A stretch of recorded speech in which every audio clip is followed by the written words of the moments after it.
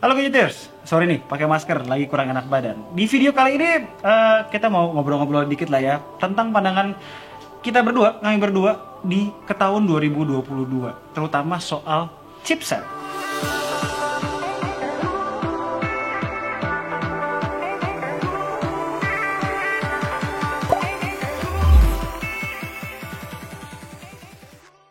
Seperti yang kita ketahui, tahun 2021 itu bukan tahun SoC flagshipnya Android, ya kan? Kalau nggak panas, performanya kalah sama SoC-nya Apple. Nah, 2022 bakalan kayak apa nih, men? Gini, sebelum kita mulai video ini yang jelas bukan buat kalian-kalian yang tidak memperdulikan performa, jarang main game, segala macam ya. Karena buat kalian mungkin apa yang kita omongin di video ini nggak akan terlalu relevan sama mereka. Jadi video ini kita buat berdasarkan sebuah tweet dari seorang YouTuber asal Singapura yaitu Golden Reviewer. Dia memang punya spesialisasi bikin chart soal performance gitu loh ya. SoC lah ya. Tentang SoC lah dia pokoknya. Jadi minggu lalu dia nge-tweet sebuah tabel gitu yang menggambarkan sebuah komparasi efisiensi berbagai SoC dari tahun 2020, 2021 dan calon SoC flagship 2022. Ya ada macam-macam lah, diantaranya A15 Bionic, Snapdragon 865, 870 yang kita lagi pegang sekarang, 8 Gen 1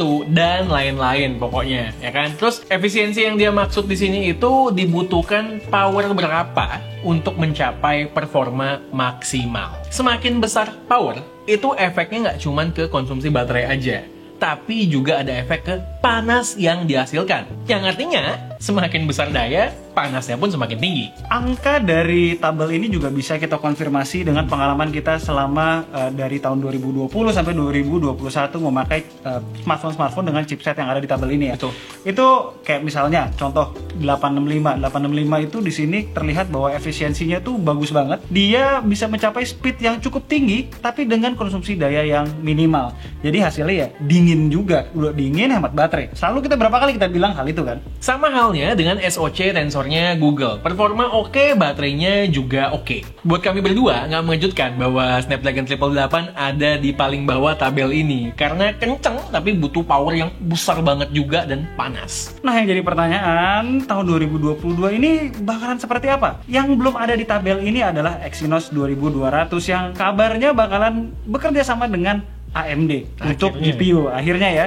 Tapi katanya lagi, rumornya lagi di Indonesia bakalan kedapatan justru yang Snapdragon Snapdragon 8 Gen 1. Ya kalau gitu ceritanya tenang aja, kita akan cari ke seluruh penjuru dunia untuk mendapatkan S22 series yang Exynos featuring AMD. Yang sangat mengejutkan dari tabel ini adalah Dimensity 9000, men. Performance per wattnya itu berada di paling atas. Walaupun secara FPS dia itu cuma kalah sama A15 Bionic dan juga Snapdragon 8 Gen 1.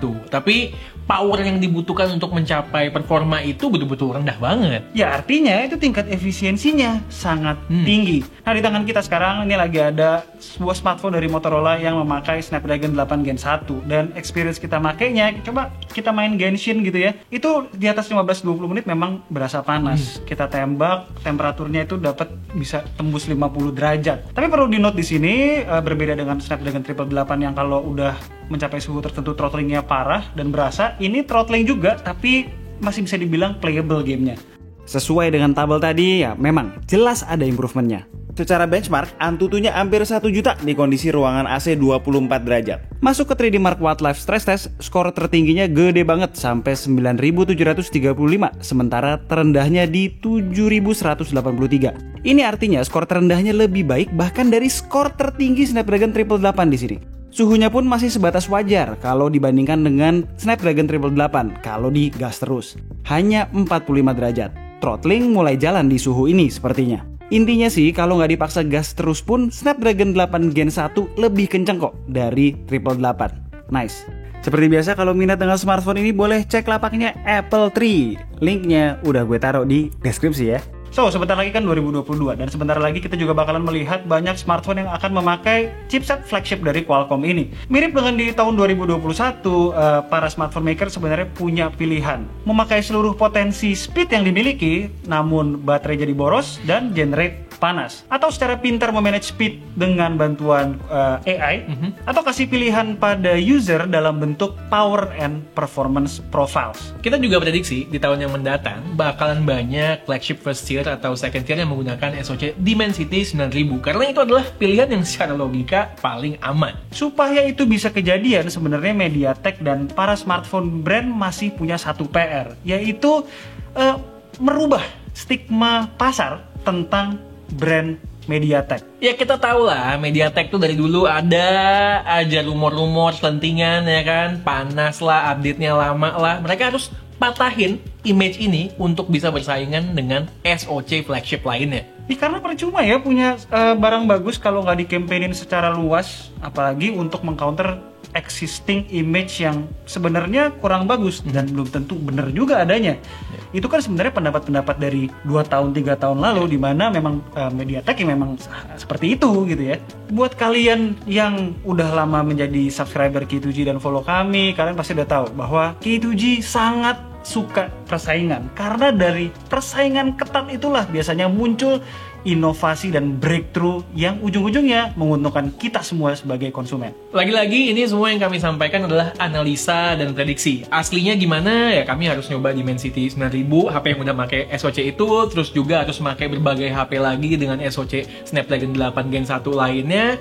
In depth baru bisa ngasih kesimpulan yang final. Makanya kalau kalian mau tahu update-nya, jangan lupa subscribe ke channel YouTube K2G.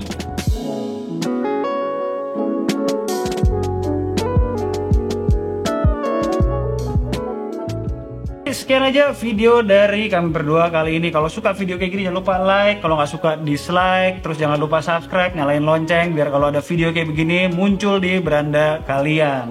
Oke, gue Alessa, Gue Satish, and this is K2G. tunggu racun kami berikutnya. Bye guys. Ciao.